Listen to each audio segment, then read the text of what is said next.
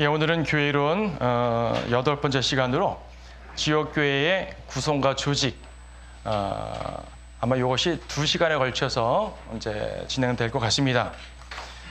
지역교회는 그러니까 그리스도의 몸 자체는 조직이 필요 없어요. 근데 지역교회는 조직이 필요해요. 신약성경 내에서 지역교회 조직을 말하기도 하고 또 교회 운영을 말하기도 해서 좀 실제적인 부분이 될 수가 있습니다. 일단 지역교회 구성은요, 성도와 감독과 집사예요. 여러분 보게 되면은 보통 조직하게 되면 목사, 집사만 생각할 수 있는데 빌립보서 1장 1절에 보게 되면은 사실상 사도 바울의 모든 서신들에서 성도를 엄청 강조합니다. 성도가 주체거든요, 사실은요. 빌립보서 1장 1절에 예수 그리스도의 종 바울과 디모데는 빌립보에 있는 그리스도 예수 안의 모든 성도들과 감독들과 집사들에게 편지하노니, 그러니까 뭐 교회 대표자는 뭐 감독은 목사니까 감독 집사를 말하는 거겠지만 사실상은 성도들에게 하는 거거든요. 물론 감독이나 집사도 결국은 성도에 포함되겠죠. 당연히 포함될 텐데 기본적으로 성도들을 먼저 말하고 그리고 일꾼들을 언급하는 거예요. 그래서 일반 많은 사람들은 그 어떤 교회의 조직을 영적 권위의 이 순서라고 생각을 해가지고 목사, 집사, 성도 말하는데 사실 성경은 성도, 목사, 집사거든요. 그렇죠? 성도가 제일 중심인 것이고 그중 성도 안에 물론 목사도 성도니까 성도 안에서 일꾼들을 언급하는 거예요. 그래서 이제 직분을 얻지만 직분 자체는 어떤 그 신분적 구별이 아니라 역할적 구분이라는 거. 신분으로 자꾸 구분하니까 이제 이 필요이상의 말씀의 권위가 아닌 인간적 권위를 자꾸 내세우게 되는 거죠. 신분이 아니라 역할적 구분이라는 사실을 이해하면 좋을 것 같습니다. 네, 신분이라는 것은 우리 모두가 영적인 제사장, 이게 지금 우리의 신분인 거죠, 말하자면. 뒤에 나오죠. 자, 먼저 회중에 대해서 볼 때 회중의 지위는 성도입니다. 세인트. 우리가 보통 세인트 하게 되면 카톨릭에서는 성인, 그죠? 성인. 예. 뭐 성요한, 성야고보 할 때 그 세인트를 말하는 거예요. 사실 세인트란 말은 구원받은 우리 모두에게 붙인 이름이거든요. 여러분이 모두 성 누구누구인 거예요. 그렇죠? 우리 모두가 카톨릭 성인들이 아니라 우리 모두가 성도입니다. 그래서 성도, 거룩하성자잖아요. 영어의 세인트란 말도 거룩하단 말이니까. 그래서 그리스도 안에서 거룩해진 이들, 고린도전서 1장도 그리스도 안에서 거룩해진 이들이라는 표현을 쓰고 있는 거죠. 예, 여러분들은 그리스도 안에서 거룩해진 사람들입니다. 이게 가장 중요한 거예요. 그렇죠? 회중들은요, 지역교회의 주인입니다. 고린도전서 14장 22절에 보게 되면 14장 33절 이는 성도들의 모든 교회에서와 같이 하나님은 혼란의 창시자가 아니라 화평의 창시자심이라. 그래서 혼란의 창시자, 화평의 창시자 이런 교리적인 표현대에 집중되지만 사실은 성도들의 모든 교회라는 표현이 중요한 거거든요. 성도들의 교회, 여러분의 교회입니다. 물론 그리스도의 교회지만 성도들의 교회인 것입니다. 성도들이 교회의 주체. 예. 그리스도의 몸의 지체입니다. 뭐 이건 고린도전서 12장 우리가 많이 설명드렸으니까 안 쳐다보시더라도 그리스도의 몸의 지체, 우리 모두가 동일한 지체이기 때문에 여러분 모두가 고귀한 이 지역교회의 가장 중요한 구성원인 것을 기억하셔야 돼요. 그리고 왕 같은 제사장이라는 표현 썼잖아요. 베드로 전서 2장 9절에서 왕 같은 제사장 그러는데 로열 프리스트후드거든요. 로열이라는 말이 뭐냐면은 왕의 신분을 가진 사람들이라는 말이에요. 왕가의 그런 말이잖아요. 왕가의 조직, 왕가의 몸을 할 때. 그래서 왕가 제사장이에요. 근데 우리가 왕가의 제사장, 왕실 제사장 그러면 왕실을 관리해주는 제사장처럼 보이니 그건 아닌 것 같고, 그래서 이제 표현은 왕 같은 제사장이라고 표현을 하지만은 우리가 알아듣기로는 우리가 왕으로서의 제사장이구나. 왕족 제사장인 거예요. 왕족 제사장. 이건 뭐와 비교되냐면은 구약에 레위 계열 제사장이 있었죠. 레위 계열 제사장, 그렇죠? 레비티칼 프리스트후드와 대조되는 개념으로서 로열 프리스트후드인 거예요. 레위 계열의 제사장, 그러니까 레위족 제사장이 아니라 우리는 왕족 제사장이란 말이죠. 여기서 왕은 당연히 예수 그리스도를 말하는 것이고요. 우리는 예수 그리스도 족이에요. 그리고 제사장인 거죠. 예수님께서 왕이시고 제사장이잖아요. 우리도 그런 겁니다. 그래서 이제 왕 같은 제사장이라는 말을 좀 더 자세하게 설명하게 되면은 일단 베드로전서 2장 말씀이잖아요. 이것이 지금 베드로전서 2장 9절에서 왕 같은 제사장이라는 말 나왔죠. 2장 그 5절 보게 되면 너희도 산돌로로서 영적인 집으로 지어지고 예수 그리스도로 인하여 하나님께서 기뻐하실 영적인 제물들을 드리는 거룩한 제사장이 되느니라. 여러분들이 영적인 제물을 드리는 제사장들이랍니다. 그렇죠? 영적 제물을 드리는 거예요. 우리가 교회 시대에 해당되는 거죠. 교회 시대는 여러분들이 영적인 제물을 드렸는데 왕국 시대가 되면은요, 우리를 왕들과 제사장들로 삼았다. 그렇다고 우리가 뭐 왕국 시대에 우리가 특별히 제물을 드리는 건 아니에요. 사실상 에스겔서에 보게 되면 천인왕국 때 제물을 드리는 유대인 계열의 사독 계열 제사장이 별도로 존재합니다. 물리적 제사장 그렇지만은 우리의 신분을 가리켜 말할 때 말입니다. 신분을 말할 때 왕이요 제사장. 계시록에 3번이나 이 표현이 나와 있잖아요. 계시록에서 3번이나 1장 6절에서 하나님 그의 아버지를 위하여 우리를 왕들과 제사장들로 삼으신 그분께 영광과 권세가 영원토록 있을지어다. 왕들과 제사장이랍니다. 5장도 그렇고요. 20장 6절 말씀 보시게 되면 계시록 20장 6절 말씀에서 첫 번째 부활에 참여하는 자는 복되고 거룩하도다. 둘째 사망이 그들을 다스리는 권세가 없고 오히려 그들이 하나님과 그리스도의 제사장들이 되어 1000년 동안 그와 함께 통치하리라. 우리의 신분 자체가 예수님이 왕이고 제사장인 것처럼 우리도 그렇게 된다는 것을 말하고 있는 것입니다. 물론 우리는 제사장이고 대제사장은 오직 예수님이시죠. 그럼 부활할 나위가 없습니다. 우리를 제사장이라고 말하는 이유는 뭐냐면 구약에서 제사장이 뭐 하는 사람입니까? 제물 드리는 사람이죠. 우리도 영적 제물을 드려요. 구약에서 제사장 뭐 하는 사람입니까? 죄인들을 하나님께 이끌어서 중보하는 사람이죠. 우리도 죄인들을 하나님께 이끌잖아요. 뭐 일일이 중보기도 해준다는, 중보를 해준다는 말은 아니지만 어쨌든 그 사람을 하나님께 구령, 그렇죠? 이끄는 거잖아요. 이런 역할을 하죠. 그리고 구약에 일반 사람들은 제사장을 통해서 하나님께 갔는데 제사장들은 직접 하나님께 나갔단 말이에요. 우리가 하나님께 직접 나간단 말이죠. 이러한 여러 가지 의미로서 여러분들은 지금 현재 이미 그리스도 안에서 고귀한 왕 같은 제사장이 되는 것입니다. 자, 현실적으로 교회론이니까 교회와 연관돼서 말할 때에 우리 성도들은요 각자의 은사로 교회를 섬깁니다. 그리스도의 몸을 섬깁니다. 이거 우리가 지난 시간에 섬김에 대해서, 섬김과 드림에 대해서 말할 때 우리의 몸을 드리고 우리의 재능을 드리고 우리의 재물을 드리고 우리의 은사를 드리고 이런 걸 말할 때 설명한 부분이니까 여기서는 자세히 말하지 않겠어요. 각자의 은사로서 여러분이 갖고 있는 재능을 주님과 성도들을 위해서 발휘할 때 그래서 은사가 돼가지고요 여러분이 이제 그런 일들을 해서 교회를 섬기고 성도들을 세워주는 것이에요. 다 여러분 안에서 주님이 주는 은사들을 발견해서 잘 활용하시길 바랍니다. 성도들 간에 사랑의 섬김이 있어야 돼요. 지역교회를 세우는 거, 성도들이 교회 성도들을 더 이렇게 육성시키는 건 어떨 때 하는 거냐면 섬길 때 하는 거예요. 섬길 때 하는 거. 성도들도 다 영적 지식이 있으니까 성도들도 서로 가르칠 수 있습니다. 누구나 가르칠 수 있어요. 하지만 다음 시간에 보겠지만 교회는 일종의 질서가 있어서 이제 질서 속에서 가르침이 이루어지는 거 아니겠습니까? 그러면 성도들은 뭐냐면은 가르침 받은 것을 토대로 서로 섬기는 거예요. 섬긴다는 게 다양하게 섬길 수가 있죠. 하여튼 서로 육성시켜주는 것이죠. 남을 나보다 더 높게 여기면서 서로 간에 섬기는 것입니다. 그것을 사랑의 섬김, 히브리서 6장에서는 사랑의 섬김, 성도들의 사랑의 섬김은요 하나님께 잊혀지질 않습니다. 하나님께서 항상 그들을 기억해 주시는 것이에요. 그리고 성도들은 성경 공부에 열의가 있어야 돼요. 반드시 그래야 됩니다. 그냥 뭐 교회에서 예배만 드리면 되지 이러면 안 되는 거죠. 사실 성경 공부를 열심히 한 성도들은 정말 성경 드리고 있는 교회에서는요 영적 수준이 차이가 나지 않을 정도로 성도들 수준이 높아져요. 이것은 괜히 이제 지식만 높아지면 당연히 안 되는 거죠. 인격이 함께 높아져야 되는 거죠. 지식만 높아지게 되면 교만해지는 거니까 그것도 주님께서 성경에 경계하고 있는 것이고요. 그러나 영적 지식, 올바른 영적 지식은 높아져야 되는 게 맞아요. 사도행전 17장에서 회중들이 하나님 말씀을 받을 때 전심으로 받아들이지만은 그 말씀을 상고했다 그래요.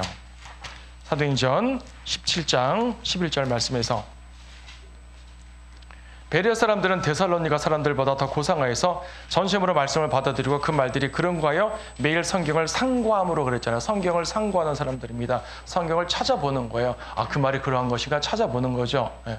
무조건 듣기만 하는 것이 아니라 찾아봐서 그 말씀을 자기 믿음 안에서 확인해서 섬기는 거죠.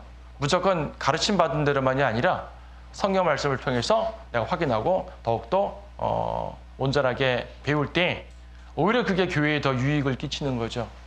세상에 많은 교회들은요, 성도들이 지식이 많아지는 걸 원하지 않아요. 실질적으로 그래요. 성도들 지식 많아지면 목사 권위를 무시한다고. 그냥 주는 대로만 받아먹길 바라는 교회들 생각보다 너무 많습니다. 근데 그러면 안 되죠. 여러분들도 주님 안에서 직접 받아먹을 수 있어야 되는 거예요. 다만 지역교회의 질서상 필요에 따라서 질서가 유지되는 것뿐이죠. 자, 그래서 여러분이 권위를 두어야 되는 유일한 것은 하나님의 말씀입니다. 성경의 권위를 두셔야 됩니다. 목사 말의 권위를 두는 게 아니에요. 지도자의 권위를 두는 것이 아니에요. 지도자들이 성경적으로 올바로 말할 때 권위가 인정받아요. 그럼 그 사람의 권위가 아니라 올바로 말했기 때문에 권위를 인정받는 거예요.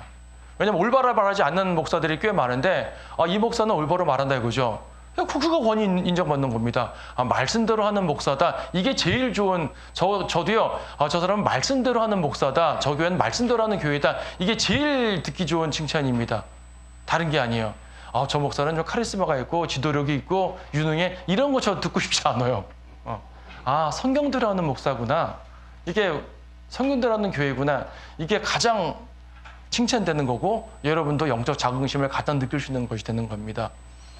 회중은 그렇게 교회의 전체적인 분위기를 함께 참여하는 거예요. 그리고 교회 운영과 지원에 참여함으로써 고린도후서는 지난 시간에 이제 물질과 연관된 부분이기도 하지만 결과적으로 우리 모두가 참여해 사는 겁니다.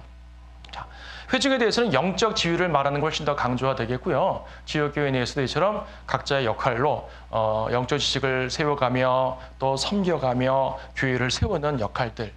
교회의 몇몇 직분자들과 일꾼들이 있지만 그분들이 모든 걸 행하지는 못합니다. 모든 것들은 성도들 스스로 하셔야 되는 거예요. 자, 목사와 집사가 있습니다. 아마 집사 부분은 다음 주에 해야 될 것 같고요.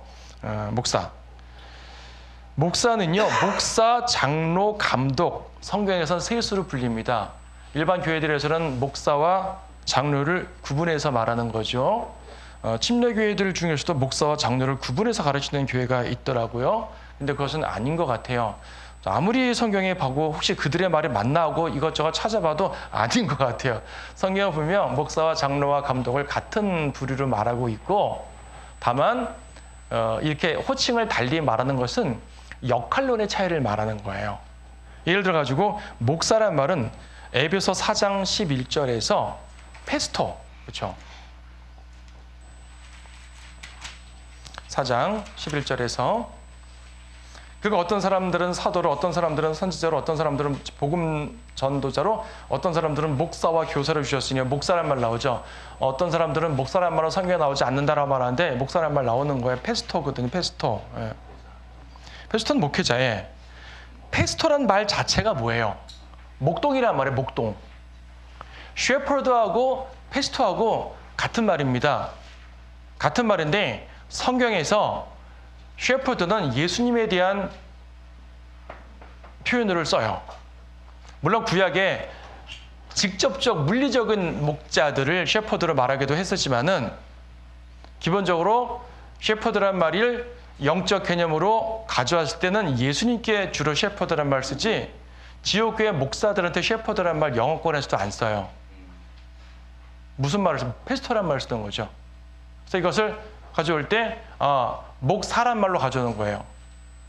그래서 예수님이 목자시고 우리는 목양의 임무를 받아서 그 일을 하는 사람들로서 목사인 것이에요. 그러니까 목양을 하는 직분자들, 직책, 그 역할을 하는 자들을 목사라 말하는 거죠.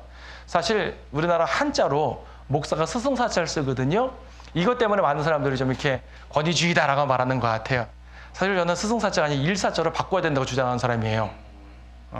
뭐 이렇게 언어라는 건 사회적인 약속이니까 내가 바꾼다고 마음대로 바꿔지지 않지만 우린 그런 개념으로 썼으면 좋겠어요. 목사, 목양하는 일꾼이잖아요. 일사자, 그렇죠?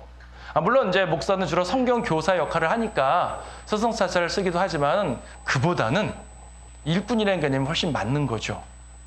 제가 다른 시간에도 말했지만 목사와 집사는요 서비스맨이에요. 전 서비스업이에요. 서비스업이라니까 세상에 무슨 뭐 이렇게 다른 걸 말하는 것이 아니라 서비스란 말이 뭐예요? 섬긴다는 말이죠. 서비스는 성경 내에서 섬김 혹은 예배에 쓰이는 표현이에요. 영어 단어 서비스가 예배 혹은 섬김으로 번역되는 단어라고요. 또 교회에서 섬기는 직분이잖아요. 그래서 목사와 집사는 서비스업이에요. 표현을 굳이 하자면. 자, 그래서 이제 그렇지만 목사라는 그 표현을 페스토란 말을 쓴 것 자체가 목양의 개념이잖아요. 오늘 오전 그 요한복음 21장도 우리가 봤지만 예수님께서 베드로에게 내 양을 먹이라라고 했을 때 꼭 베드로를 집어서 베드로에 집중돼서 설명을 서술되고 있지만 꼭 베드로에게만 한 말은 아닐 거 아니겠어요. 모든 목양자들에게 그 말을 하고 있는 것입니다. 그래서 양무리를 이끈다는 개념 속에서 목사란 말이 가장 보편적으로 쓰고 있는 것이죠. 장로란 말, 장로는 엘더거든요. 그래서 장로란 말은 이게 어른이란 말이에요. 그래서 이 영적인 견지에서 교회의 어른, 이 조직의 어른, 조직의 대표 이런 개념으로 장로란 말을 쓰는데 한국말에서 현실적으로 젊은 목회자한테 어른이라 말하기는 좀 불편하죠. 안 되는 건 아니에요. 성경적으로 쓰면 쓸 수 있어요. 여러분이 저를 장로라고 불러도 관계없어요. 감독이라고 불러도 돼요. 성경에는 세 직분 다 동일하게 말하니까. 그러나 엘더란 말은 어른이라는 개념이 강조가 되죠. 그래서 장로라는 표현을 이제 젊은 목사들한테 잘 쓰지 않다 보니까 또 목사들의 가장 대표적인 임무가 양무리를 먹이는 것이 가장 대표적인 임무니까 대표성으로 목사란 말을 쓰는 거예요. 여기 베드로전서 5장 1절 말씀 보시게 되면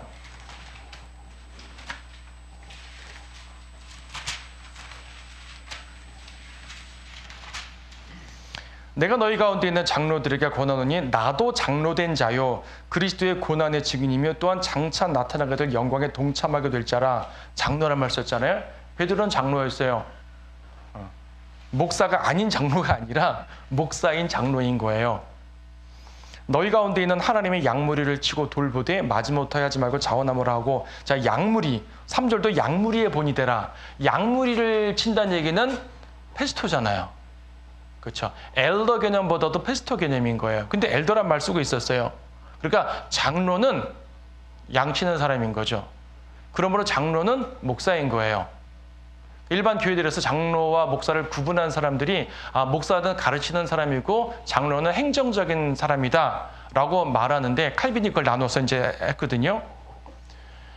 그렇게 되면은 장로는 설교자가 아니라 양무리를 이끄는 사람이 아니라 교회 행정을 맡은 사람이다 라고들 말을 하는데, 지금 베드로전서 5장에 보게 되면 그 장로가 양무리를 치는 사람이거든요.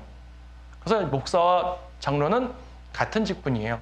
같은 직분인데 장로는 어른이라는 개념이 포함되는 것이고, 목사는 그 양무리를 이끈다는 개념의 표현이니까 이걸 더 보편적으로 쓰는 거죠. 반면 감독이란 말은요, 디모데전서 3장에서 감독이란 말을 썼는데, 네, 디모데전서 3장 목사의 자격을 말할 때 말입니다. 감독이란 표현을 썼잖아요. 감독. 뒤에 보겠지만 감독의 직분을 그 자격을 쭉 쓰고 있습니다. 감독. 감독은 교회를 치리한다는 개념이죠. 목사가 아무리 섬기고 이렇게 낮아주고 이렇게 섬기고 하는 건 다 좋지만 그렇다고 교회에 문제 생겼을 때는 치리할 수 있어야 되잖아요. 그걸 안 하면 또 안 되거든요. 그래서 목사는 치리하는 역할을 하고 문제 생겼을 때 바로잡는 역할도 해야 되는 겁니다. 그러한 개념으로 감독이라는 표현을 쓰는 거예요. 그러니까 목사, 장로, 감독 모두 지역교회 목사에게 다 어떤 표현 써도 관계없지만 말씀드린 것처럼 대표성으로 목사라고 우리가 일반적으로 말하는 것은 이 양무리를 친다는 개념이 강하기 때문에라고 말하는 거예요. 개인적으로 부를 때 꼭 목사라고 부르셔 그 말이 아닙니다. 형제라고 부를 수도 있어요. 뭐 어차피 다 같은 주님 말의 성도 아닙니까?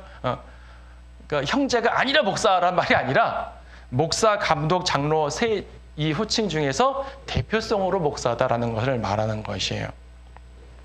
근데 중요한 건 있습니다. 아까 목사, 목자라는 말을 하고 권위적 개념이란 말을 했지만 가끔 개혁적인 침례교회들에서 목사라는 표현을 없애려고 노력을 하는데 그럴 필요 없어요.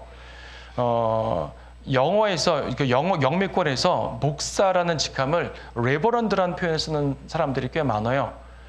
장로교라든지 이런 뭐 감리교 같은 일반 제도권 교회들에서는 목사라는 호칭에다가 여러분 이렇게 그 교회 목사님들 주보나 어떤 명함 같은 거 보게 되면 REV 누구누구 써 있는 거 있잖아요. REV가 이거 레버런드란 말인데 이거는요 존엄자, 권위자 뭐 이런 개념이거든요.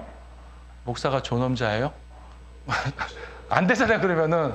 그래서 이거는 영어권에서 레버런드는 잘못됐다, 레버런드 말 쓰면 안 된다 라고 침례교 목사들이 말하다 보니까 그 말을 잘못 받아들여서 한국 사람들이 목사라는 말 쓰면 안 된다라는 말로 오해하는데 그건 잘못된 거 아니고요. 페스토로는 목사인 거죠.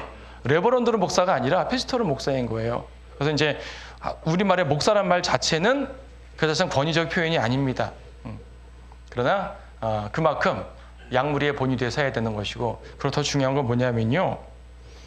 목양은 목양인데 성도들을 자기 양으로 생각하면 안 돼요. 주님의 양으로 생각해야죠.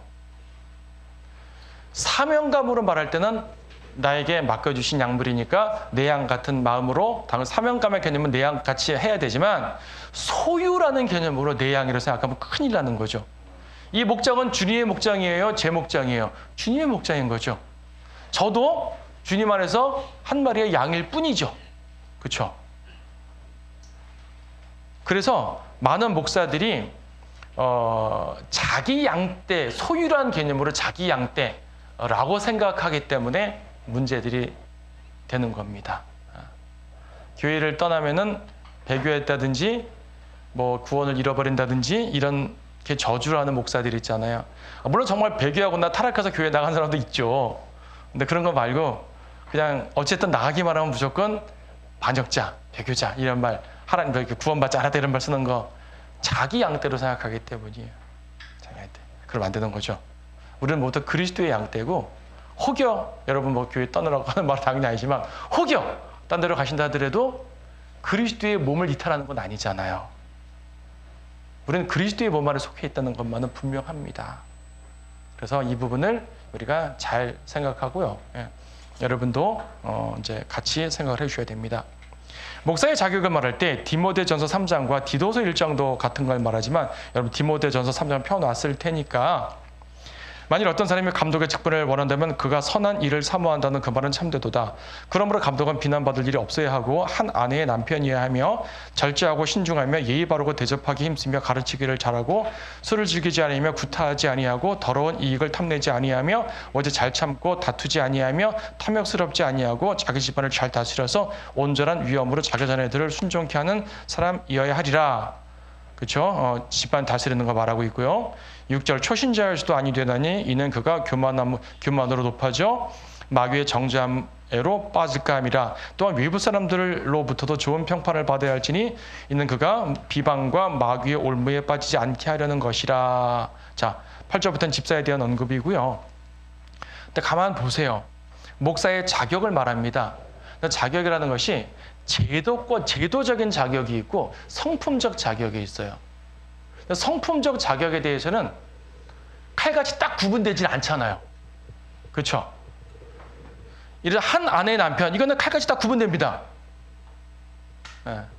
하나의 남편이란 말은 일단 남자야 되는 것이고, 또 중혼을 하면 안 되는 것이고, 중혼. 이제 옛날에 왕들은 아내를 열어두기도 했지만 목사가 아내를 열어두면 큰일 나는 거란 얘기예요. 반드시 한 아내의 남편만 된다는 얘기예요. 지금은 당연히 그런 거 사회적으로 용납 안 되지만 옛날에는 그런 게 용납됐었던 사회, 고대 사회에 그래도 목사는 안 된다는 얘기예요. 왜냐하면 영적 견지로 그리스도는 한 신부밖에 없잖아요. 교회라는 한 신부. 이걸 가장 영적으로 강조해야 되는 게 목사인데 두 신분 갖고 있으면 말이 안 되잖아요. 등등 여러 가지 이유로 그렇습니다. 어쨌든 남자여야 되고 결혼한 사람이어야 되고 중혼을 하면 안 되는 것이고 이런 자격이 있죠. 이거는 제도적인 자격이에요. 이거는 딱 칼같이 자를 수 있죠. 이렇게 했냐 안 했냐. 그런데 비난받을 일이 없어야 된다. 선을 긋기가 어렵죠. 얼마큼 누구한테 비난받고 말고 누구한테는 비난되지만 누구한테는 칭찬될 수도 있는 것이고 약간 애매한 선이 많아요. 성도들이 결정을 해야 되는 겁니다. 성도들의 양심 속에서 결정을 해야 되는 거예요. 예. 구타하지 아니하고 이거는 딱 이거 했냐 안 했냐 딱 떠오르는 거죠. 그렇죠? 예. 오래 잘 참고 얼마큼 참아야 오래 참는 거죠? 이거 선이 거지지 않는 게 많다고요. 이것은 성도들의 건전한 양심과 건전한 교회의 입장에 떨어지는 거예요. 그래서 여러분들이 저를 보고 아, 저 사람은 이 탐욕스러운 사람이야. 저 사람은 잘 참지 않아. 자격에서 위배돼. 라고 모두가 동의하면 저는 해임되는 거예요. 그렇죠? 그런데 하나하나 남편 이거는 딱 누가 봐도 분명하니까 이거는 했냐 안 했냐. 이거는 이거 갖고는 문제를 제기할 수 없죠.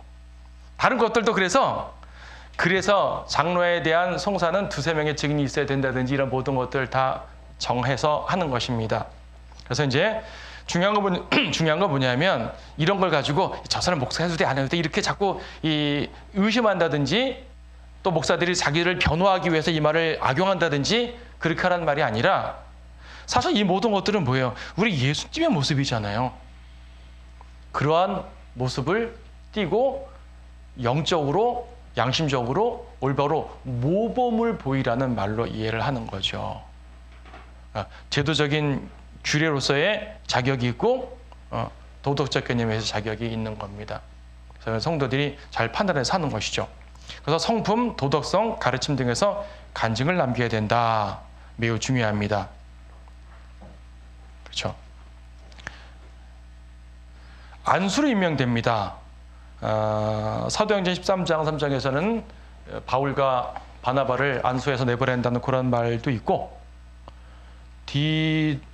디모데전서 4장 14절에서 장로회에서 안수함으로 예언에 따라 너에게 주어진 내 안에 있는 은사를 소홀히 여기지 말라. 안수로서 됩니다.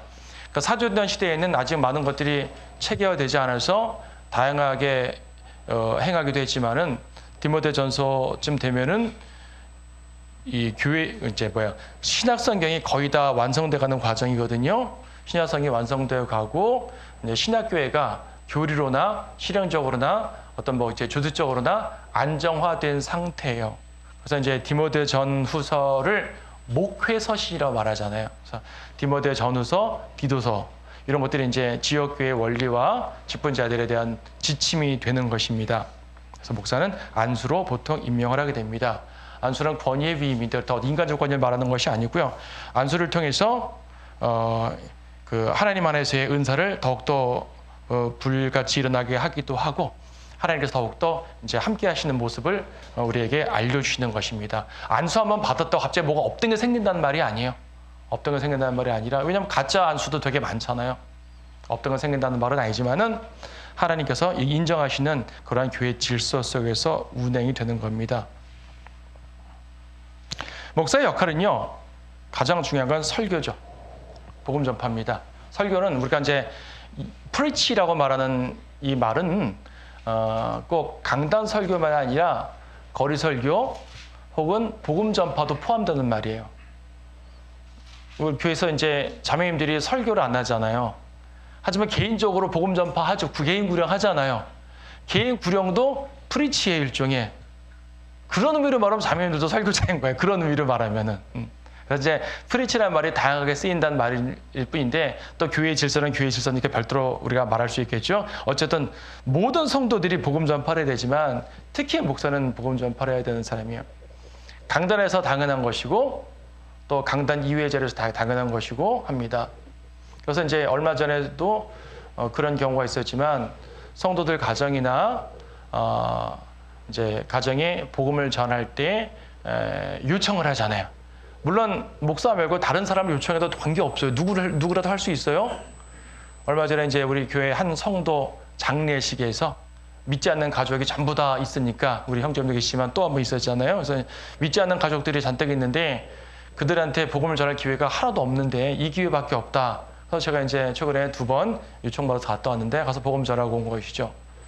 목사가 아니라 다른 사람을 초대해도 돼요? 안 되는 건 아니에요. 근데요, 세상 사람들이 볼 때 목사님 오셨어야 그 되면 더 앉아 들어요. 이거는 교리적인 개념보다도 이제 효용의 개념으로 활용을 하시다는 얘기죠. 여러분 저를 활용하셔야 돼요. 마음대로 활용하세요. 특히 복음과 연관해가지고 활용을 하셔야 돼요. 미안해하지 마시라고요.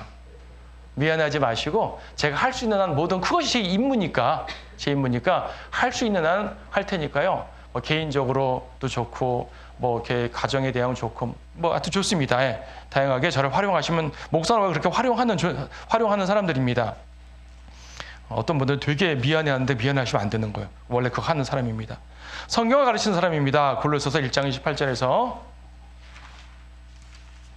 우리가 그를 전파하고 각 사람을 훈계하며 모든 지혜로 각 사람을 가르침은 각 사람을 그리스도 예수 안에서 온전하게 제시하려는 것이라. 우리가 사도 바울 골로새서를 쓴 이제 바울과 디모데를 말하는 건데 이렇게 그 가르치는 사람들은요 성도들에게 성경을 가르치는 것 가르쳐서 그리스도의 장성한 분량까지 이르게 할 수 있는 양육이죠, 양육. 그래서 이제 목사는 복음 전파와 양육 이것이 가장 큰 역할이에요. 먹인다. 뭘 먹이죠? 말씀으로 먹이는 거잖아요. 말씀 위에 다른 거를 먹일까요, 제가? 안 되잖아요.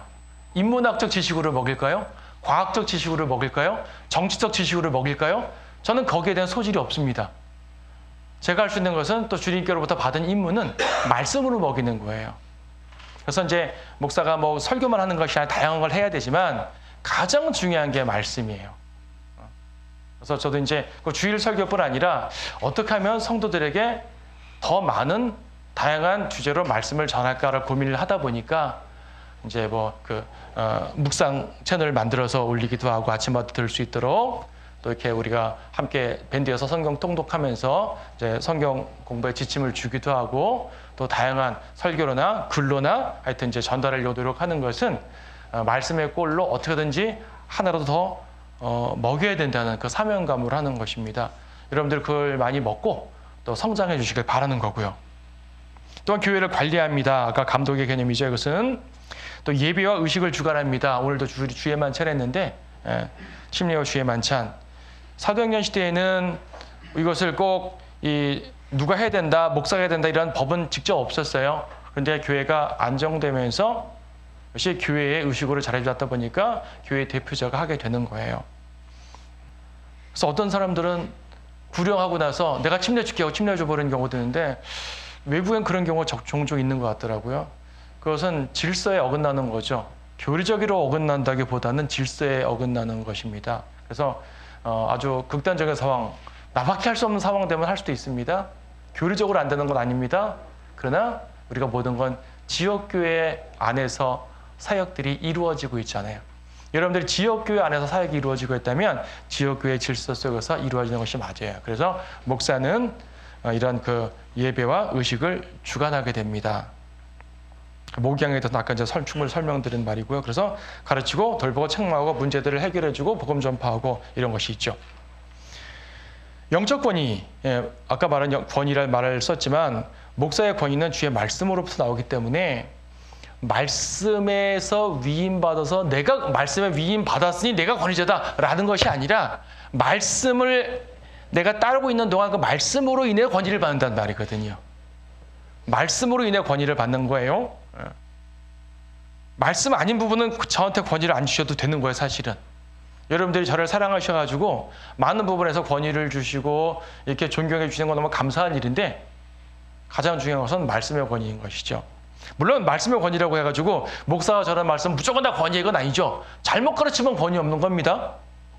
그렇죠? 성경 말씀을 엉뚱하게 적용하고 비성경적 교리를 가르치면서 말씀을 전했으니까 말씀의 권위만 그것도 아닌 것이죠.